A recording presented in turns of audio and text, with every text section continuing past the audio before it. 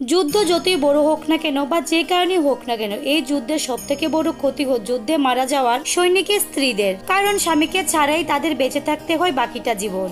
মহাভারত যুদ্ধ ইতিহাসের সব থেকে বড় যুদ্ধ, আর সেই যুদ্ধে লক্ষ লক্ষ যোদ্ধা বীরগতি প্রাপ্ত করেছিলেন। কুরুক্ষেত্রের যুদ্ধে সমস্ত যোদ্ধাই পুরুষ ছিলেন, আর সেই লক্ষ লক্ষ বীরগতি প্রাপ্ত হওয়া যোদ্ধাদের বিধবা স্ত্রীদের শেষ পর্যন্ত কি হয়েছিল, চলুন তাহলে জেনে নিই আজকের এই ভিডিওর মাধ্যমে। নমস্কার বন্ধুরা, হিন্দু গ্রন্থ চ্যানেলটিতে আপনাদের সবাইকে আন্তরিকভাবে স্বাগত জানাচ্ছি। প্রতিদিনের মতনই আমি আবারও একটি নতুন ভিডিও নিয়ে আপনাদের সামনে চলে এলাম। এই কথার বর্ণনা মহাভারত গ্রন্থের আশ্রমবাসী পর্ব থেকে পাওয়া যায়। পর্ব অনুসারে মহাভারত যুদ্ধের পর পাণ্ডব পুত্র যুধিষ্ঠির হস্তিনাপুরে নরেশরূপে রাজ্য অভিষেক করেছিলেন। আর তাছাড়াও পঞ্চপাণ্ডব রাজকাজের সাথে সাথে জ্যেষ্ঠ পিতা ধৃতরাষ্ট্র, গান্ধারী ও মাতা কুন্তির দিনরাত সেবা করতেন। পাণ্ডবদের সেবায় ধৃতরাষ্ট্র ও গান্ধারী ধীরে ধীরে নিজেদের সন্তানের মৃত্যুর শোক থেকে বাইরে বেরিয়ে আসতে থাকে। আর এভাবেই 15 বছর কেটে যায়। তারপর ধৃতরাষ্ট্র যুধিষ্ঠিরকে বলেন, হে যুধিষ্ঠির, এবার আমি আমার বাকিটা জীবন বনে কাটাতে চাই, আর সেই কারণে আমাকে এখান থেকে যাওয়ার অনুমতি দাও। নিজের জ্যেষ্ঠ পিতার মুখ থেকে এরকম কথা শুনে যুধিষ্ঠির খুব কষ্ট পেলেন।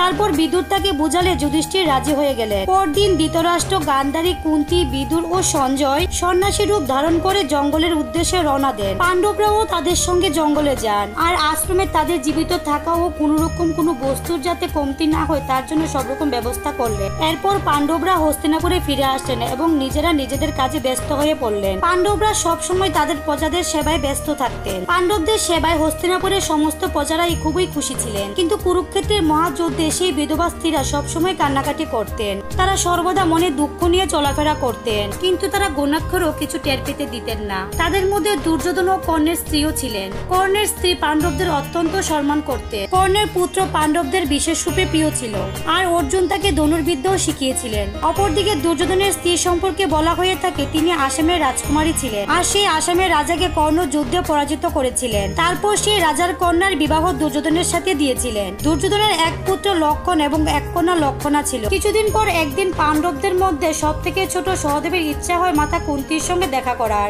সহদেব তার ইচ্ছা বাকি 4 দাদাকে জানান। সহদেবের কথা শুনে ভীম, অর্জুন, নকুল ও তাদের স্ত্রীদের মনেও মাতা কুন্তির সঙ্গে দেখা করার ইচ্ছা জন্মায়। এটি দেখে হস্তিনাপুরের নরেশ যুধিষ্ঠির বনে যাওয়ার সিদ্ধান্ত নেন। পরের দিন পঞ্চপাণ্ডব দ্রৌপদী সহ জঙ্গলের উদ্দেশ্যে রওনা দেন, আর এটি দেখে হস্তিনাপুরের বাসিন্দারাও তাদের সঙ্গে যেতে শুরু করেন। আর তাদের মধ্যে ওই বিধবা স্ত্রীরাও ছিল যাদের স্বামী কুরুক্ষেত্রের যুদ্ধে বীরগতি প্রাপ্ত করেছিল। বনে পৌঁছে পঞ্চপাণ্ডব সেই আশ্রমে উপস্থিতি হয়, যে স্থানে ধৃতরাষ্ট্র, গান্ধারী, কুন্তি নিবাস করছিলেন। বাকি হস্তিনাপুরের নিবাসীরাও ওই বনের আশেপাশে নিজেদের থাকার ব্যবস্থা করেন। কিছুদিন পর মহিষী বেদবেশ সেই আশ্রমে পঞ্চপাণ্ডবদের সাথে দেখা করতে আসেন। মহিষী বেদবেশ দেখেন ধৃতরাষ্ট্র ও গান্ধারী নিজেদের সন্তানের মৃত্যুতে কষ্ট পাচ্ছেন, আর তার সঙ্গে বাকি বিধবা স্ত্রীদের কান্নাও মহিষীর কাছে গোপন ছিল না।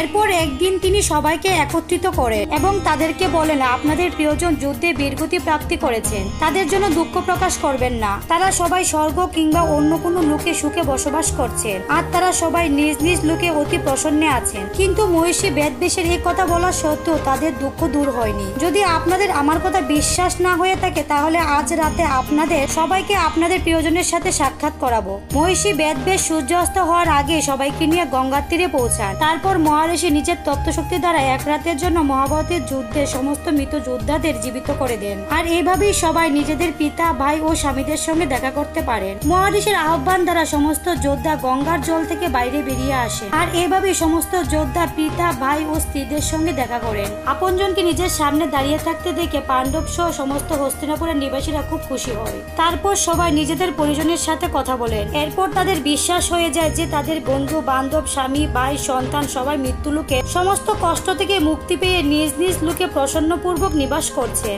এরপর সবার মনে নিজেদের পরিজনের মৃত্যুতে যে দুঃখ ছিল তা সমাপ্ত হয়ে যায়। কিছু সময় পর যুদ্ধে মারা যাওয়া সমস্ত যোদ্ধা এক এক করে গঙ্গা জলে ডুব দিয়ে অদৃশ্য হতে শুরু করলেন। আর এটা দেখে মহিষী বেদবেশ বিধবা স্ত্রীদের দিকে তাকিয়ে বললেন যে যে স্ত্রীরা তাদের স্বামীর সাথে তাদের লোকে যেতে চায় তারা গঙ্গার এই পবিত্র জলে নিজের জীবন ত্যাগ করতে পারে। মহিষী বেদবেশে শুধু এটুকু বলাতে সমস্ত বিধবা স্ত্রীরা গঙ্গার জলে ডুব দিয়ে নিজের জীবন ত্যাগ করলেন। তারা সবাই নিজ নিজ স্বামীদের লোকে চলে যায়। এভাবেই মহাভারত যুদ্ধে বিধবা স্ত্রীরা পৃথিবী লোকের কষ্ট থেকে মুক্তি পেয়ে স্বর্গলোক প্রাপ্তি করেন। আর ঠিক এইভাবেই মহাভারতের যুদ্ধে মৃত সৈনিকের বিধবা স্ত্রীরা নিজের ইচ্ছাতে তাদের স্বামীর কাছে ফিরে গেলেন। তো বন্ধুরা, আশা করছি আজকের এই ভিডিওটি আপনাদের কাছে ভালো লেগেছে। যদি ভালো লেগে থাকে তাহলে কমেন্টে জয় শ্রীকৃষ্ণ লিখতে ভুলবেন না। আপনারা সবাই ভালো থাকুন, সুস্থ থাকুন।